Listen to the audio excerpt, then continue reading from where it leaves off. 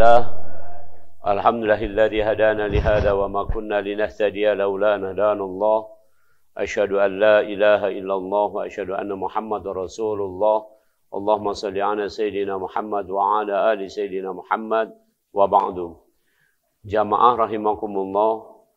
Allah Subhanahu wa taala berfirman di surat Al-Baqarah menjelang juz 2 di ayat 138. Sibghatallah wa man ahsanu minallahi sibghah wa nahnu lahu abidun. Celupan Allah, pewarnaan Allah. Siapakah yang lebih bagus dalam mewarnai, dalam mencelup selain Allah? Dan kami adalah hamba-hambanya. Jadi ayat ini berbicara tentang pewarnaan. Nih, coba jingok baju aku ini, warnanya macam-macam kan ini. Nih, ini diwarnai oleh tukang batik, kira-kira itu. Ini diwarnai. Oke. Kemudian alam semesta ini juga warna-warni. Contoh baik, pelangi juga warnanya sampai mejiku, hibi, niu. Ada merah, jingga, kuning, ya, dan segala macamnya. Itu warna. Ada daun, ada laut, ada batu-batuan, ada matahari, ada bulan, bintang. Semuanya ini ada warna. Perhatikan, semua ada warna. Ini pengertian awal dulu, warna. Ini atoma ini kira-kira. Misalnya ini wadah tinta. Ini wadah tinta. Tangan saya celupkan di sini. Tangan saya celupkan di sini. Ya, misalnya tintanya warnanya biru. Aku tarik, kaget warnanya jadi biru. Kalau tintanya hitam, aku celup, aku tarik, jadi warnanya hitam. Oke. Sekarang misalnya ini tinta tadi. Kalau aku celupkan, aku tarik, warnanya biru misalnya. Kemudian berapa lama biru ini akan bertahan? Tergantung jenis tintanya. Tergantung yang nyelupnya ini. Kalau tintanya KW, palsu, ya, balik ke rumah kita main-mainikan, hilang, nyoblos lagi tempat lain kan? Itu kalau pemilu kan, karena tintanya gampang. Tapi kalau tinta ini permanen, celupkan ini seminggu udah hilang, tidak bisa lagi ikut nyoblos kalau pemilu misalnya begitu. Nah, pewarnaan yang paling bagus, siapa yang mewarnai, baik warnanya maupun kualitasnya, tahannya, adalah Allah Subhanahu wa taala. Lantas sebenarnya warna itu bagi kehidupan manusia itu apa? Manusia yang diwarnai Allah tadi disebut wa nahnu lahu abidun. Orang yang diwarnai Allah berarti dia menjadi hamba Allah yang sebenarnya. Seluruhnya ini hamba Allah. Seluruhnya ini hamba Allah sudah. Tetapi ya, tidak sebenar-benar hamba Allah. Contoh, kalau sebenar hamba Allah tentu harus mengabdi, berbakti hanya kepada Allah. Tapi ada tak wong yang tak sholat? Ada tak wong yang tak beriman? Ada juga. Artinya, ya semua ini adalah Allah yang menciptakan mereka, menciptakan kita ini. Allah yang menempatkan kita, memberi makan segala macam. Tapi tidak semuanya itu ya mengabdi kepada Allah. Maka yang dimaksud celupan Allah, pewarnaan Allah, kita diwarnai menjadi hamba Allah yang sebenarnya. Baik, apa yang diwarnai oleh Allah? Yang pertama, yauma la yanfa'u malu wala banun illa man atallah biqalbin salim. Yang diwarnai pertama adalah qalbun, hati. Jadi hati manusia ini diwarnai oleh Allah Subhanahu wa taala. Warna hati adalah tauhid. Tolong camkan. Warna hati adalah tauhid. Jadi diwarnai oleh Allah, hati kita diwarnai dengan kalimat tauhid. La ilaha illallah. Itu adalah warna hati kita. Orang-orang yang beriman hatinya diwarnai dengan kalimat tauhid. Maka sampai disebut di surat nomor 49. Habbaba ilaikumul iman. Maka kamu kemudian akan merasakan ya kecintaan karena iman. Dan kamu bisa merasakan di surat Al-Anfal, innamal mu'minuna alladzina idza dzukirallahu wajilat qulubuhum wa idza tuliyat 'alaihim ayatuhu zadatuhum imana wa 'ala rabbihim yatawakkalun. Merasakan getaran-getaran dalam kehidupan ini karena melihat, karena berhubungan, karena berkomunikasi dengan Allah Subhanahu wa taala. Ketika mengucap kalimat Allah, mendengar kalimat Allah, ketika melihat segala wujud yang ini adalah Allah yang menciptakan. Contoh, ini air, ini di botol. Manusia cuma mewadahi baik banyu ini. Cuma mewadahi, bukan bikinnya. Kata Allah, "Antum anzaltumuhu minal muzni, am nahnul munzilun?" Apakah kamu yang menurunkan air dari langit atau kami? Di surat Waqiah. Maka yang menurunkan air dari langit adalah Allah. Jadi pada hakikatnya kita melihat air seperti ini, melihat apa yang diperbuat oleh Allah Subhanahu wa taala. Maka kita gemetar. Setiap minum pun gemetar, bukan gemetar minum ini maksudnya itu paham, ngerti bahwa ini semua dari Allah. Kita bisa kemana-mana berjalan. Waktu kita mau naik kendaraan, kita mengucapkan Subhanalladzi sakhkhara lana hada.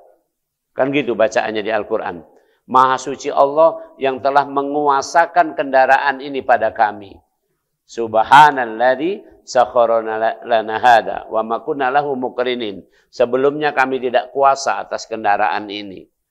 Maka semua yang kita gawekan, nak tidur pun kita ngomong, apa kita nak tidur tuh? Bismika Allahumma ayya wa bismika amut. Ya Allah, aku mau tidur juga ingat namamu. Benar? Jadi inilah namanya hati yang diwarnai oleh tauhid. Bayangkan ini. Ada tidak orang yang tidak diwarnai seperti ini? Ada. Yaitu orang yang menolak kalimat tauhid. Orang menolak kalimat tauhid berarti dia tidak mengucapkan dua kalimat syahadat. Berarti bukan muslim. Menolak. Maka dia nak tidur, tidur baik. Nak makan, makan baik. Nak apa lagi misalnya? Nak berjalan, berjalan baik. Nak menikah atau nikah tak nikah, kumpul-kumpul baik. Ini kira sih. Nak apa baik, pokoknya kendak-kendak dia, nak ngapo kamu, katanya mah itu. Nah, kita ini bersyukur, satu sudah diwarnai Allah dengan tauhid. Maka pewarnaan tauhid ini bertingkat-tingkat.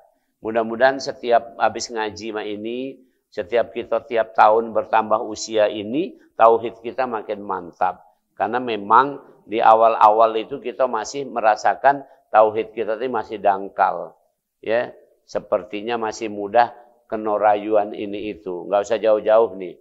Mohon maaf ya, nanti kita sampaikan ada contoh-contoh. Oke. Jadi sekali lagi, banyak misalnya orang nih. Ini saya waktu jadi direktur rumah sakit dulu, pernah kan mengganti obat ini. Ini kisah nyata. Ini masalah tauhid. Obat saya ganti. Obat yang namanya Lipitor.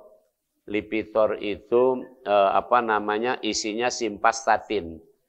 Itu untuk menurunkan jumlah kolesterol di dalam tubuh. Nama mereknya Lipitor. Obat itu aslinya diambil dari tanaman di Kalimantan. Tapi obat itu diproses di Amerika sana. Yang untung wong Amerika, patennya ada di sana. Ya, itu Lipitor. Nah, isinya simvastatin. Harganya mahal. Tidak salah berapa? 14.000 atau apa sekeping. Ya, 12.000 atau sekitar itu. Nah, sementara kemudian saya ganti obat itu dengan simvastatin yang bukan merek Lipitor, merek yang lainnya. Harganya 1/10-nya. Ya, kalau 12.000 atau 14.000, dia harganya cuma 1.400. Jadi hemat berapa persen tuh? 90%, benar? Nah, akhirnya para pensiunan protes. Mati ya, karena dari obat paten menjadi obat tidak karuan ini. Nah, maka kemudian saya kumpulkan, saya terangkan. Yang Bapak Ibu makan namanya Lipitor. Isinya simvastatin. Yang sekarang ku ganti ini katakanlah namanya A. Isinya juga simvastatin. Dosisnya sama. Sekarang aku tanya, beda apa tidak? Sama isinya. Yang beda apa? Mereknya. Sekarang saya terangkan lagi.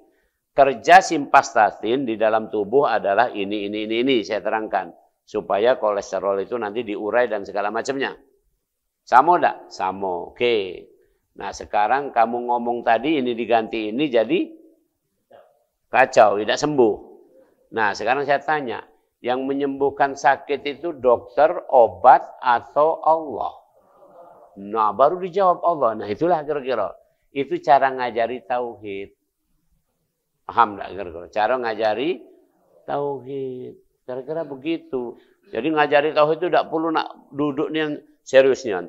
Coba kita pengertiannya. Mantapkan ini. Nah, memang tidak baca. Jadi, ini baik kira-kira. Yang menyembuhkan itu Allah. Dokter, obat itu hanya membantu. Maka kayak ini sudah benar, saya nggak mengganti ngawur-ngawur kan?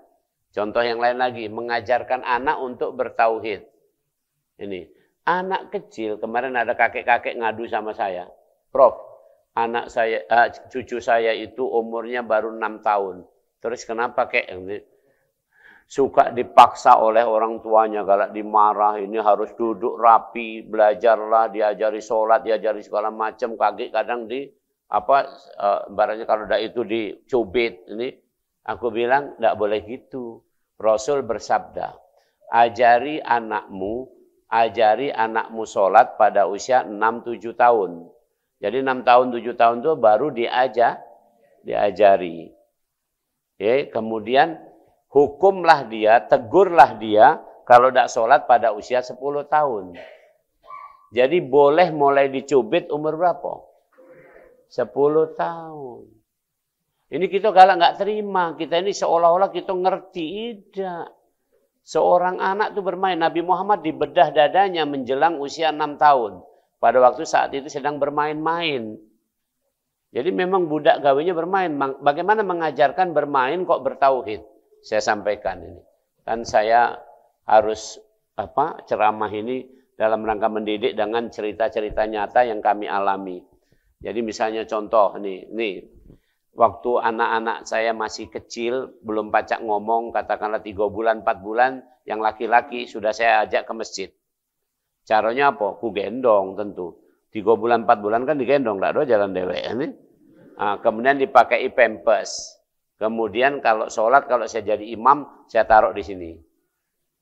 Apa perhatikan kalimatnya? Ini cara ngajari tauhid. Al-Quran dalilnya, وَجَعَلَ لَكُمُ السَّمْعَ وَالْأَبْصَارَ وَالْأَفْئِدَةَ. Maka seorang manusia akan belajar pertama kali dari telinganya. Jadi seorang bayi, anak bayi itu akan belajar dari telinga. Bukan belajar dari mata, bukan belajar dari hati. Coba dengar gitu. Sekarang ini ada anak kecil bunyi-bunyi, benar? Benar nih? Karena dia belajarnya dari bunyi, bukan dari mata. Kalau bapak ibu nyingok aku kan pecahnya nyingok ini. Karena memang sudah belajar dari mata. Juga kita belajar sudah dari hati. Anak kecil tidak. Belajar dari pendengaran. Maka saya biasakan tauhid itu tadi. Dia digendong, saya jadi imam, saya bacaan. Dengar tak dia gerger? Anak saya, udah gitu aja, cukup itu. Sudah cukup dosisnya sampai di situ. Tambah besar baru dia mulai ngelihat. Bagaimana cara ngelihat? Dia lihat. Saya sholat di masjid tadi lihat. Saya sholat di rumah dia juga lihat. Itu pelajaran tauhid. Coba bayangkan kalau ada seorang ayah tidak pernah ke masjid, tidak pernah sholat juga di rumah. Mana kira-kira? Anak-anak jadi bingung. Ini tauhid, ini senianan. Nyuruh sholat. Tidak bisa pelajaran begitu. Paham? Jadi jangan kira belajar itu kayak berat-beratnya. Gitu kan. Jengok tokoh-tokoh sekarang ini. Tiba-tiba jadi profesor, tiba-tiba jadi doktor. Itu baik. Kamu baik yang nian-nian. Masuk Al-Furqan TK-nya kan. Masuk SD-nya Al-Furqan sampai SMA. Nih, habis itu masuk kuliah di Unsri. Barulah kemudian jadi doktor, jadi profesor. Berat, lama gitu. Ya, wong itu tidak mikir pula panjang mak itu. Tiba-tiba doktor, tiba-tiba profesor gitu. Nah ini guyon aja, tapi maksudnya jangan seperti itu. Cuman maksudnya jangan dibuat belajar ini sesuatu yang rumit. Oke. Contoh, lanjut lagi. Ketika sudah bisa berdialog, itu berarti dia sudah siap belajar dengan mata. Kapan itu? Anak kecil bisa dialog umur berapa kira-kira? Setelah 2 tahun kan rata-rata. Ya 2-3 tahun tuh mulai pacak ngomong, pacak dia dialog. Nah, ketika pacak dialog itu, anak saya setiap mau ke masjid nanya saya, Abah, kemana Abah? Ke masjid. Dia ngomong, ikut Abah. Oke, kamu mau ikut. Saya tanya, mau ngapain ke masjid? Mau main Abah? Oh, boleh. Nih. Perhatikan kalimatnya, boleh. Boleh. Tapi setelah sholat. Karena Abah ke masjid mau sholat. Nah itu tadi, kasih pelajaran, tauhid ini. Setelah sholat. Dia nanya lagi, Abah di masjid berapa lama? Ya kira-kira setengah jam nak. Sholat itu berapa lama Abah? 5 menit. Kalau begitu lebih banyaknya main ya ketimbang sholatnya. Yo, setuju. Maka dia datang ke masjid tertib banget. Tertib banget.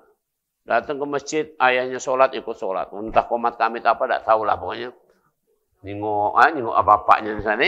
Dah, selesai sholat, kemudian dia main. Dan main, kita udah kasih tahu.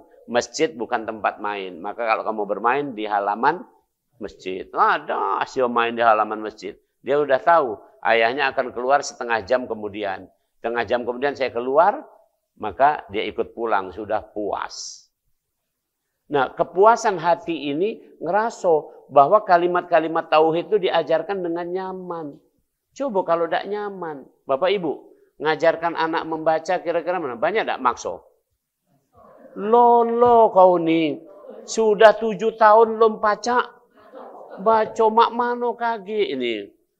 Tertekan dia seperti itu. Tertekan ini tidak ada nikmatnya. Padahal ngajarkan membaca gampang banget ini. Mohon maaf ya. Mengajarkan baca tulis itu paling mudah. Caranya apa? Misalnya contoh. Pintu itu ditempeli tulisan pintu. Sudah itu aja. Ini gelas ditulisi tulisan gelas. Sudah itu baik. Nah kemudian pokoknya semua ditulis ya yang dekat sama dia anak inilah. Maka kemudian setiap kita nak minum kita ngomong, nak ambil gelasnya nak, gelas. Berarti anak itu sudah mulai ngerekam. Oh itu namanya gelas. Terus ada huruf di situ kan. Walaupun bisa ngeja, oh begitu, oh begitu. Lama-lama nanti suatu saat dia begitu bisa mengeja udah tahu ini pintu, ini apa, ini jendela segala macam. Kan mudah begitu, santai, enak. Ini dah duduk manis. A, B, A, A, ba, ba.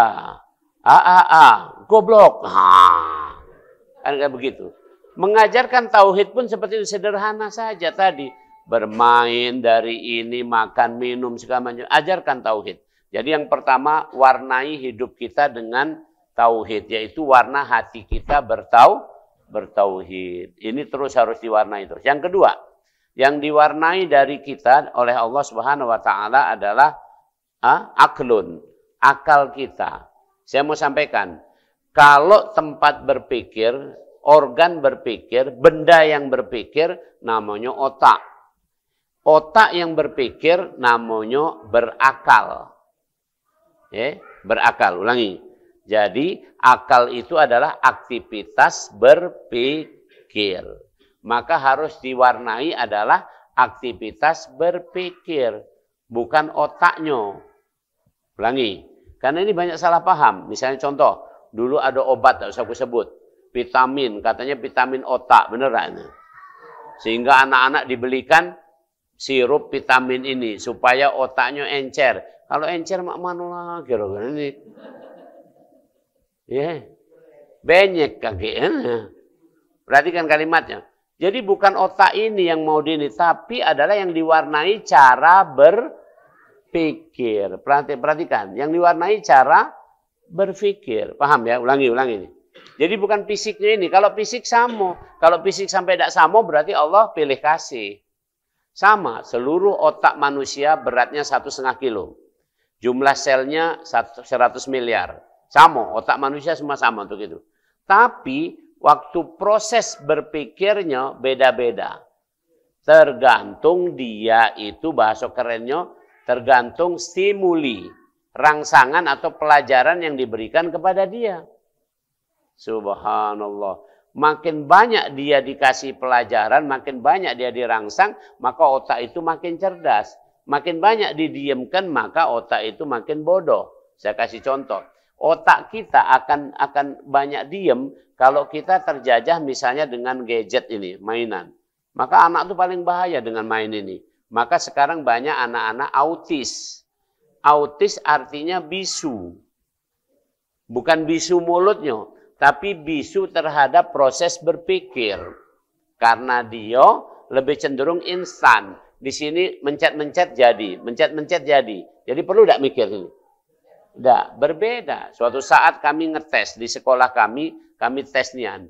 Ya, orang tua murid itu dikasih waktu 3 jam. Lama tidak ini 3 jam? Dikasih waktu 3 jam untuk membuat gasing. Nah, itu Pak. Coba tes lah sekali waktu. Sekolah kami kan masih banyak pohon-pohon. Jadi pohonnya di situ, ya ada, goloknya kami sediakan, buatlah gasing, sampai gasing itu bisa diputar. Talinya juga nyarilah di situ, dari rumput, dari apa. Oke. Dikasih waktu 3 jam. Yang selesai siapa? Termasuk yang paling cepat selesai saya. Saya orang tua juga kan. Kenapa? Memang aku dari kecil biasa main gasing, bikin dewek. Dinjuk paku ujungnya itu kalau untuk ngancurkan yang lawan-lawan ini. Muter mainnya tari karung goni itu di pelintir-pelintir untuk jadi talinya. Cepet aku bikin gasing jadi dari kalau yang bagus kan dari pohon pete itu kan, pete Cina, polam toro itu kan ada tengahnya itu ada, kalau bahasa tumbuhannya korteks, ada yang warna coklat itu keras itu kan, nah dipotong di situ dibuat gasing, itu keren. Jadi saya hanya satu lagi, ada 2 orang, ada yang tidak jadi sampai terakhir, ada yang jadi tapi tidak pacak muter. Nah. Itu menunjukkan apa? Tidak ada stimuli, nggak ada rangsang pada waktu dia dulu, nggak bermain. Nggak ada belajar untuk ini. Maka akalnya harus dirangsang. Maka datang pengajian ini untuk merangsang akal, agar merangsang otak dari sini, agar berpikir. Kalau kita diam baik di rumah, atau misalnya dengar pengajian lewat YouTube, boleh baik. Tapi kurang. Kalau seperti ini, interaktif seperti ini, Bapak Ibu melihat bagaimana saya punya passion. Bagaimana saya ngomong sambil agak melotot-melotot ini. Itu kan kalau di video ini kan cuma kelihatan melotot biasa. Tapi kalau di sini rasakan energinya. Kan ada energinya. Ini namanya talaki. Namanya mau belajar itu harus talaki. Talaki itu face to face, hadap-hadapan seperti ini. Maka kalau yang seperti ini cepat otak ini akan cerdas. Cepat akan. Seperti itulah. Ini pewarnaan otak manusia oleh Allah. Maka Allah sudah memberikan isyaratnya, Allah sudah memberikan bimbingannya. Otak manusia ini diwarnai dengan satu mukjizat yang sangat hebat, namanya Al-Quran. Jadi karena itu, manusia yang diwarnai akalnya oleh Allah adalah manusia yang berzikir dan berfikir. Ulangi. Dalilnya di surat Ali Imran ayat 191. Alladzina yadhkuruna Allaha qiyaman wa qu'udan wa 'ala junubihim wa yatafakkarun. Yaitu orang-orang yang zikir, tegak, duduk, berbaring, semuanya berzikir sambil kemudian mereka berpikir. Ini bedanya berpikir cara kita orang Islam dengan berpikir cara orang bukan Islam. Dari 2 hal ini tadi, yang pertama apa tadi? Kolbun salim, hatinya diisi tauhid, diwarnai tauhid. Yang kedua, pikirannya dibingkai dengan zikir. Zikir itu apa? Al-Quran. Dalilnya di surat nomor 15, ayat yang ke-8. Inna nahnu nazzalna dzikra wa inna lahu lahafidhun. Sesungguhnya kamilah yang menurunkan zikir, yang menurunkan Al-Quran. Dan kamilah yang akan menjaganya sampai hari kiamat.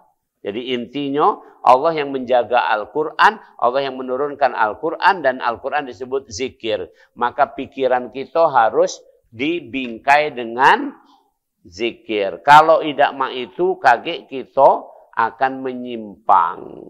Apa masalahnya? Saya kasih contoh.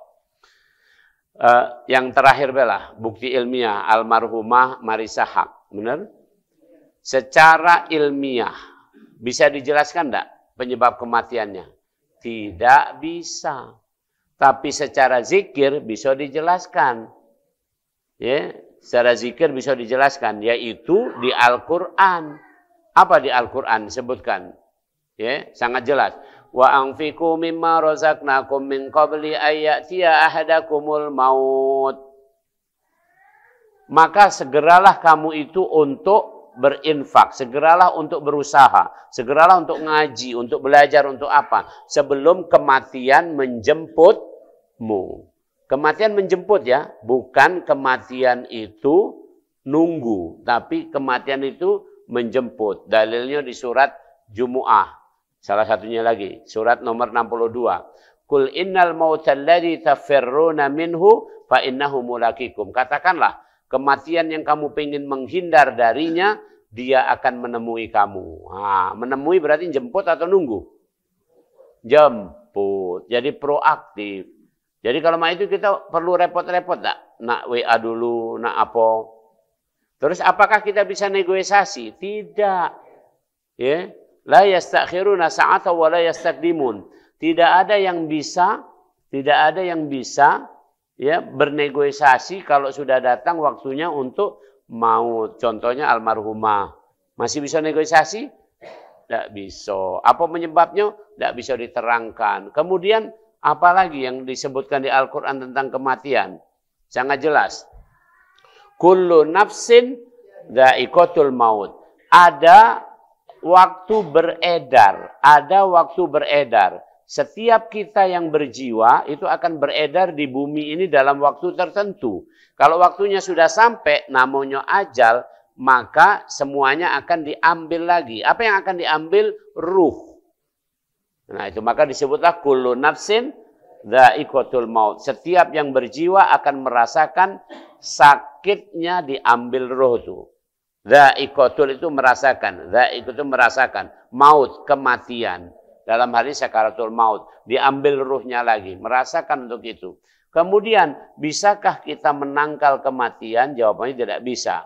Al-Quran menyebutkan, walau kuntum fi burujim musyannadah. Walaupun kamu berada dalam benteng yang sangat kokoh, ada CCTV 24 jam, dokter nunggui di situ, jangan-jangan dokternya juga melok mati. Ini malaikat Israel datang, kapan nyingok catatan, dokternya sekarang juga ini kan. Ini pasien sekarang juga, sudah bareng dua baik sekaligus. Ini kira-kira itu. Jadi ini tidak bisa dijelaskan oleh akal. Maka yang tidak bisa dijelaskan oleh akal ini harus zikir yang menjelaskan Al-Quran. Maka orang yang terwarnai kecerdasannya oleh Allah adalah orang yang dibimbing dengan Al-Quran. Clear itu baik. Kenapa? Akal kita terbatas. Nah, sampai di sini saya mau kasih contoh. Ada seorang tokoh sekarang ini, lagi heboh, ada di mana-mana, di media nih, medsos, segala macam ada. Seorang tokoh itu jelas-jelas mendeklar saya ikut kelompok agama, tanda kutip agama entah apa, pokoknya kelompok keyakinan bahwa agama itu tidak butuh ibadah, agama itu tidak butuh tempat ibadah. Agama itu tidak butuh sembahyang, agama itu tidak butuh tempat sembahyang. Karena tempat sembahyang berarti marketing. Itu pemikiran, coba bayangkan ini. Jadi berlomba-lomba membangun tempat ibadah itu seolah-olah seperti menarik marketing orang. Gitu. Jadi disamakan antara iman dengan masalah jual beli handphone baik. Ini orangnya cerdas, sangat cerdas. Tapi karena yakin betul dengan kecerdasan akalnya, akhirnya nyimpang. Paham gara-gara itu? Ya. Secerdas-cerdas Prof. Yuwono, ya, itu saya sudah nyerah. Sama diri saya sendiri, saya nggak tahu kok. Ngapa aku ini capek, ngapa aku pacak benci, ngapa aku pacak seneng, ngapa aku ini pacak main ini, tidak tahu aku hakikatnya. Ternyata begitu aku baca di Al-Quran, adhaka wa abaka, yang menyebabkan kamu senyum adalah Allah. Yang menyebabkan kamu menangis juga Allah. Ya sudah, kalau itu. Yang menyebabkan kamu hidup Allah. Yang menyebabkan kamu mati Allah. Tidak pacak aku. Ya, sebagai seorang dokter saya cuma pacak nerangkan. Bapak, kalau melihat ini kayak kemarin ada anak kecil perempuan ini saya sampai ini tambahan aja. Ada bapak-bapak itu habis pengajian kemarin habis maghrib Isya ya. Dia di tangga masjid dia nemui saya. Prof boleh tanya? Boleh. Kenapa? Ini putri saya. Kenapa? Putri saya didiagnosis bocor jantung. Umur baru berapa? 8 tahun. Sini. Tolong Prof lihat, benar. Jadi ku pegang sini. Ya, cukup kalau bocor jantung itu bunyinya kenceng nian. Cak banyu keran itu bocor itu. Jadi pacak terabo di sini bunyinya ser gitu. Bunyi di sini. Oh iya, ini bocor Pak ini. Ini bocornya ini dari waktu lahir. Waktu lahir dulu jantung itu ada saluran yang memang terbuka ke kiri ke kanan. Begitu lahir mestinya nutup. Ini tidak nutup pada anak ini tadi. Kenapa tidak nutup? Ada dua kemungkinan. Kemungkinan pertama genetik, memang ada kelainan genetik. Kemungkinan kedua karena ada infeksi. Infeksi kuman misalnya Streptococcus. Maka pengobatannya apa? Saya sampaikan. Pengobatannya cuma satu Pak. Karena itu bolong, dinjo obat juga tidak pacak. Ditampel pakai pempek juga tidak pacak. Maka yang pacak itu adalah dioperasi, dijahit supaya itu tertutup. Nah cuman itu. Kalau pada Bapak Ibu yang sudah tua ini namanya hernia. Hernia itu ada bolongan sehingga isi perut masuk ke tempat kelamin itu. Itu bolong juga. Itu tidak kate obatnya. Jangan nak ngomong obatnya apa. Obatnya cuman operasi. Operasinya ringan. Dibuka bolongannya itu dijahit. Sudah mah itu baik. Sama ini jantung juga dijahit. Oh jadi gitu Prof. Iya itu aja. Itu usahanya. Ya. Kalau bisa sebelum dia akil balik nanti. Sebelum dia untuk nanti apalagi sampai menikah. Bukan apa-apa. Beban contoh. Seorang ibu di Al-Quran dikatakan wahnan ala wahnin. Pada waktu hamil, dia berlipat-lipat beratnya. Saya mau kasih tahu ini. Jantung perempuan yang hamil itu bebannya 5 kali dibanding jantung perempuan yang tidak hamil. Jadi ibaratnya, seorang ibu yang naik rumah tingkat 2, itu yang tidak hamil naik tingkat 2, itu sama baik dengan ibu hamil itu naik di tingkat 2, tapi seolah seperti naik tingkat 10, 5 kali lipat. Menges tak kamu naik 10 tingkat? Agar kerama itu. Nah, kalau sudah hamil bebannya begitu berat. Maka kalau yang bocor ini tadi bisa bahaya untuk dia. Maka sekarang semumpung masih anak, ini saya kasih tahu dokter ahlinya ini sama ini. Ada di Palembang ini. Kamu lakukanlah operasi. Kalau memang nak butuh bantuan aku juga tahu baik. Prof Yono yang nyarankan untuk itu. Nah itu cara akal kita berpikir. Dikembalikan tetap pada zikirnya tadi. Jangan seolah-olah kita dewek pacak. Akhirnya seperti orang yang saya ceritakan tadi. Awak dia wong Islam, awak dia juga pergi haji. Tapi milihnya sembahyang tidak perlu, tempat ibadah tidak perlu. Mak mana kira-kira mak itu? Kira-kira ini pemikiran cerdas. Ada juga tokoh di Indonesia ini. Dia memilih agnostik. Saya sebutkan nih supaya ada tambahan pengetahuan Bapak Ibu. Ada istilah ateis, dari awal dulu. Ada istilah agama, ada istilah ateis, ada istilah agnostik. Agama dari kata-kata a itu artinya tidak. Gama kacau.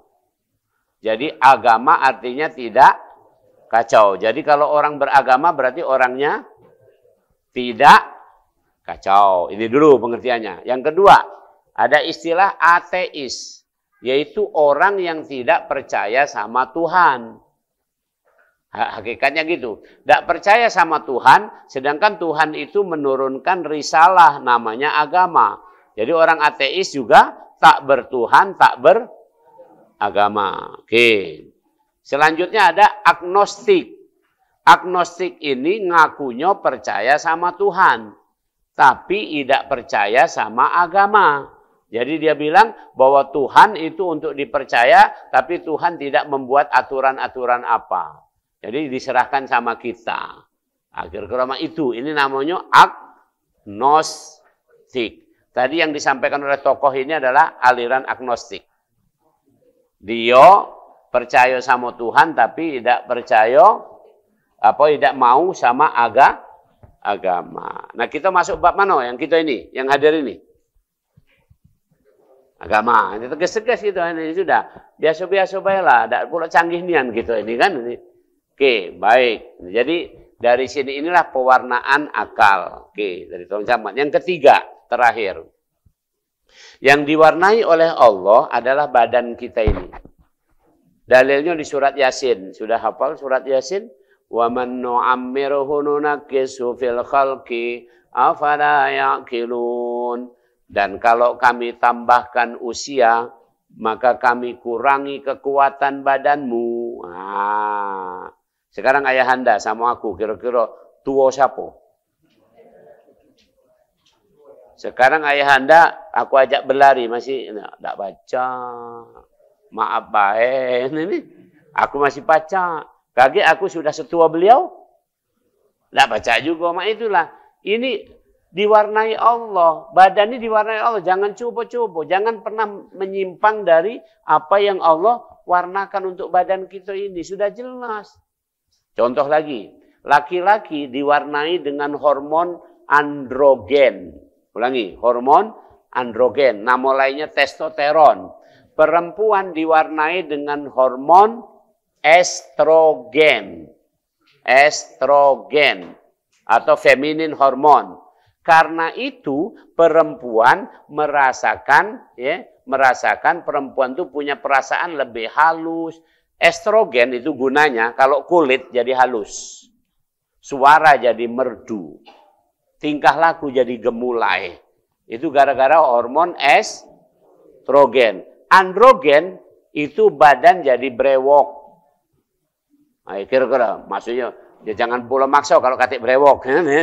Pokoknya badan tuh jadi inilah kira-kira cak. Ya mambu-mambu dikit cak lanang ini ini. Nah, kemudian androgen ini menyebabkan wong itu ciri-ciri lanang, suaranya sember itu apa namanya? Pokoknya suaranya katik merdu-merdunya itulah, tidak mendayu-dayu. Tingkah lakunya juga cek itu. Itu androgen. Itu warna Allah terhadap tubuh manusia. Mangko-mangko sekarang kamu pasti nanya, kenapa ada laki-laki kok gemulai? Apa estrogen di situ? Tidak. Ya. Itu kalau itu kebanyakan adalah masalah pendidikan, maka biasakan kita tuh mendidik sesuai fitrahnya. Maka ada pendidikan namanya fitrah base. Harus dididik berdasarkan fitrah. Maksudnya gini contoh, kalau laki-laki ya dikasih pakaian, kalau perempuan pakaian, perempuan mah itu jangan baru lahir dinjuk nama Ahmad, dinjuk rok, lama-lama besak, ya Rabbi Karim. Nah ini kan zaman sekarang ini tolong dicamkan. Jadi kalau laki-laki biasa baik. Termasuk misalnya laki-laki ini. Nyampak, luko. Sampaikan. Biasa baik nak. Kamu laki-laki itu cara mendidik. Memang begitu. Kalau perempuan nyampak. Oh iya sayang mana. Itu kan lembut itu mesti. Itu dari hormon tadi. Itulah namanya pewarnaan. Kita ini tidak paham tentang bahwa tubuh pun diwarnai oleh Allah. Ada keterbatasannya. Makin tua makin kita lemah. Dan seterusnya begitu. Enggak ada makin kuat. Sehebat-hebat orang makin ini. Ya, makin lemah dan sebagainya. Nah jamaah rahimakumullah.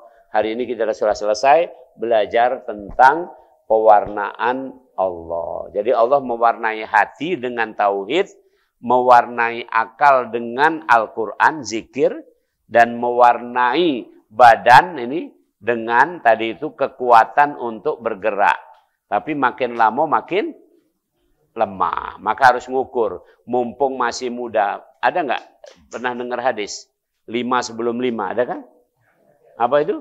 Sehat sebelum sakit. Hidup sebelum mati. Kaya sebelum miskin. Muda sebelum lapang sebelum. Nah, sudah hafal kalau itu kan. Nah, itulah badan kita. Jadi mumpung masih sehat. Ada pengajian di sini datang.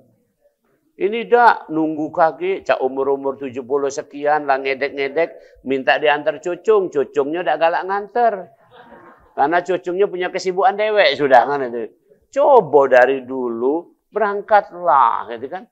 Dari dulu dirajinkan untuk hadir majelis ilmu, hadir dalam katakanlah pekerjaan, hadir dalam aktif dalam ini. Seperti mumpung masih badan gitu. Karena badan tetap akan menurun. Tidak bisa dibohongi. Terakhir kemarin. Siapa itu? Saudara kita dari dari Padang Panjang. Joe Biden. Itu kan wong Padang bukan sih? Panggilnya Joe Biden. Joe Biden. Guyonnya gitu. Joe Biden itu kan kemarin nak nyalon, bener? Rupanya salah sebut dia sudah. Banyak salah sebut. Dia ngomong, ini Kamala ini wakilnya Trump. Salah pula sebut. Padahal Kamala Harris adalah wakil dia kan. Terus kemudian dia berjalan sedikit, nyampak. Patah kakinya sempat. Ya, pokoknya keselio lah. Terus tegak lagi. Tidak mampu lagi. Karena umur latuonian memang. Latuonian. Ya sudah, ngukur-ngukur kalau sudah mah itu. Maka di Indonesia ini banyak kamu tinggal nyingok baik. Banyak orang yang tidak diwarnai oleh atau tidak pingin diwarnai oleh Allah. Latuo masih pecah nak gaya muda. Tidak baca.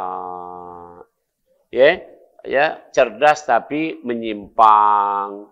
Ya, kemudian punya hati tapi tidak pernah tunduk kepada Allah. Tidak katik sholat, tidak katik apa. Masya Allah.